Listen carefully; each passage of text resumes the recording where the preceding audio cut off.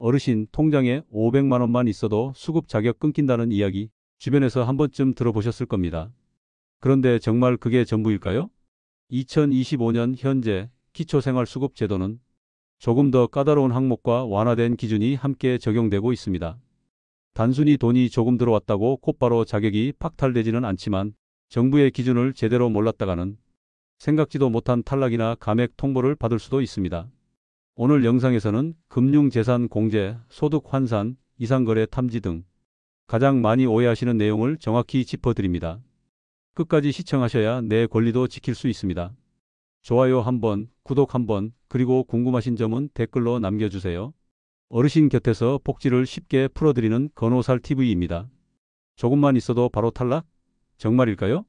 통장에 500만 원만 넘으면 수급 자격이 바로 끊긴다는 말은 사실이 아닙니다.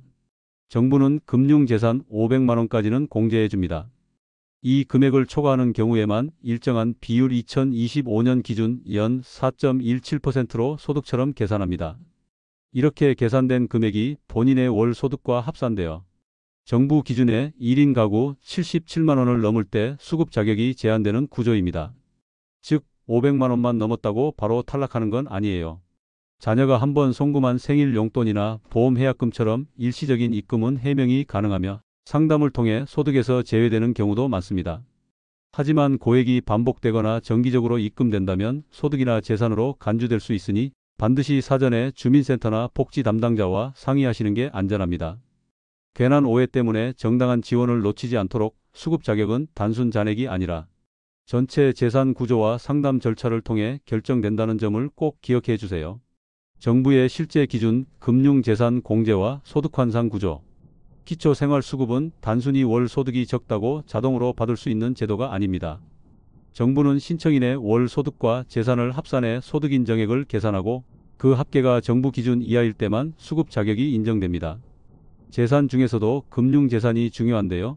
여기에는 통장 잔액뿐 아니라 적금, 주식, 보험, 해약 환급금, 현금, 선불카드 잔액까지 포함됩니다. 이 금융재산은 가구 전체 기준으로 500만 원까지 1회 공제되며 초과 금액에 대해선 소득처럼 간주하여 환산합니다. 2025년 기준 환산율은 연 4.17%, 월 기준 약 0.3475%입니다.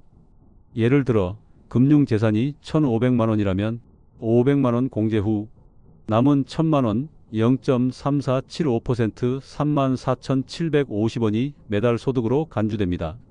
이 금액은 실제 월 소득의 연금, 근로소득 등과 합산되어 정부가 정한 1인 기준 77만 원 2025년 기준을 넘을 경우 급여 감액 또는 수급 자격 중단이 결정될 수 있습니다.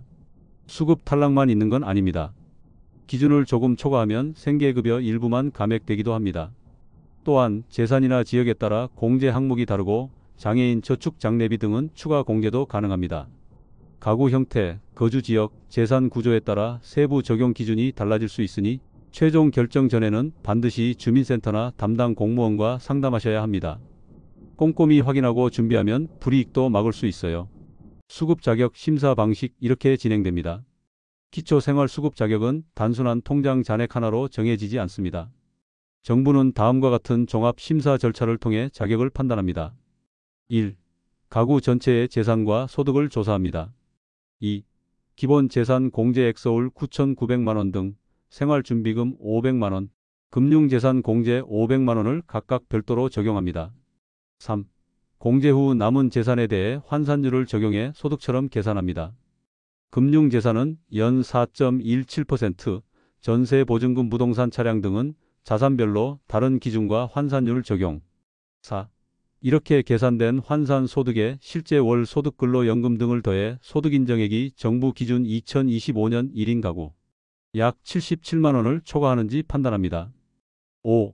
초과할 경우 바로 자격이 끊기는 것이 아니라 급여 일부 감액부터 시작해 일정 기준 이상이면 중단될 수도 있습니다. 심사 과정에서는 일시 입금이나 자산 변화에 대한 해명 기회도 제공됩니다. 다만 일정 기한 내 서류 제출이 필요하니 지자체 안내를 꼭 따르셔야 합니다. 일시 입금도 탈락, 부정수급 판단 이렇게 다릅니다. 자녀가 돈 한 번만 넣어줘도 수급 자격이 끊긴다는 말, 사실과 다릅니다. 정부는 입금의 사유, 반복성, 금액 등을 함께 고려합니다. 꼼꼼하게 따져보고 판단하니 너무 걱정 마세요. 예를 들어 생일이나 명절에 한 번 송금한 용돈, 보험해약금처럼 일시적으로 들어오는 금액은 즉시 탈락 사유로 판단되지 않으며 소명과 상담 기회를 반드시 제공합니다. 하지만 금액이 수백만 원 이상이거나 반복적으로 발생한다면 소득이나 재산 증가로 판단되어 환산에 반영될 수 있습니다. 매달 고정적으로 들어오는 자녀 송금은 생활비 지원으로 보고 정기 소득으로 산정될 가능성이 높습니다.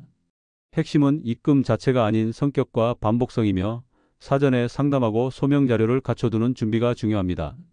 입금 전 미리 주민센터에 알려두면 불이익을 예방하고 해명 기회도 훨씬 유리해집니다. 실시간 감시, 이상거래 탐지 시스템의 오해와 진실.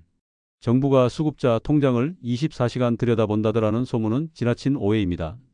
보건복지부는 이상거래 탐지 시스템 FDS를 통해 보험해약, 고액 입금, 급작스러운 차량 부동산 구매 등 이례적인 거래 패턴을 자동으로 포착하고 이를 바탕으로 사전 상담 및 해명 절차를 운영합니다.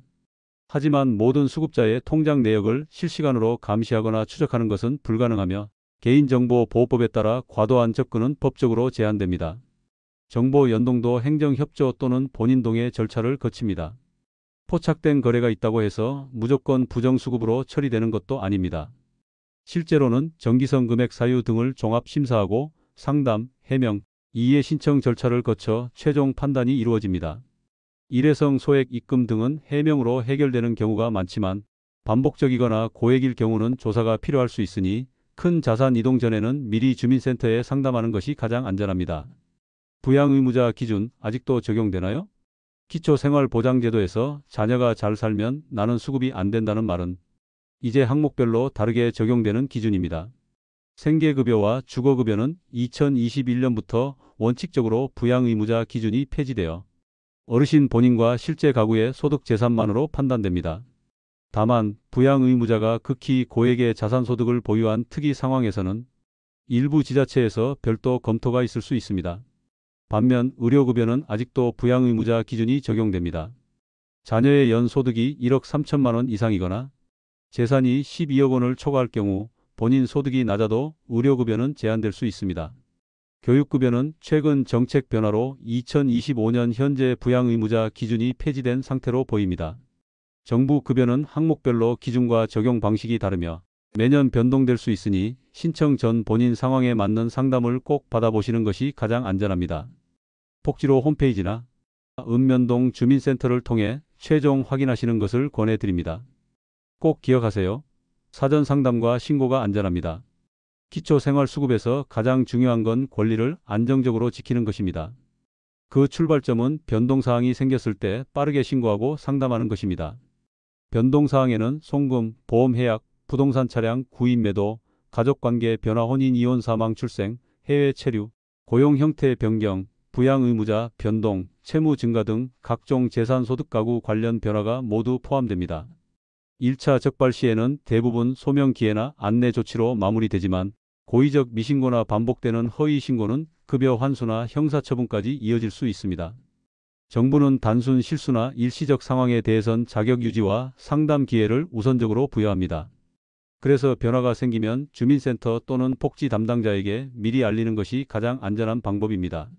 복지로 홈페이지, 정부24, 전화 상담 등 비대면 채널도 모두 가능하며 방문이 어려운 경우에도 언제든 문의해 정확히 확인하실 수 있습니다. 복지제도는 매년 일부 변경될 수 있으니 반드시 최근 공고나 담당자 상담을 통해 확인하시기 바랍니다. 정리합니다. 복지는 아는 만큼, 준비하는 만큼 지켜집니다. 오늘 정리해드린 기초생활수급제도, 단순히 통장에 돈이 조금 있다고 바로 끊기는 건 아닙니다.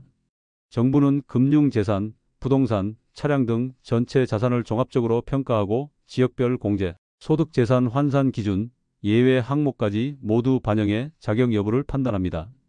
또한 수급 중 상담과 해명 기회는 충분히 제공되지만 고의적 미신고나 반복적인 위반이 확인되면 급여 환수나 자격 중단, 심할 경우 법적 책임까지 이어질 수 있습니다. 그래서 가장 중요한 건 정확한 정보 확인, 변동 발생 시 즉시 상담, 최신 기준의 정기 확인입니다. 복지는 몰라서 놓치는 사람보다 알고 준비하는 사람이 오래 지키는 권리입니다. 주민센터뿐 아니라 복지로 사이트, 정부24, 전화 상담 등 온라인 비대면 경로도 다양하게 마련되어 있으니 가장 빠르고 안전한 방법으로 꼭 확인해 보세요.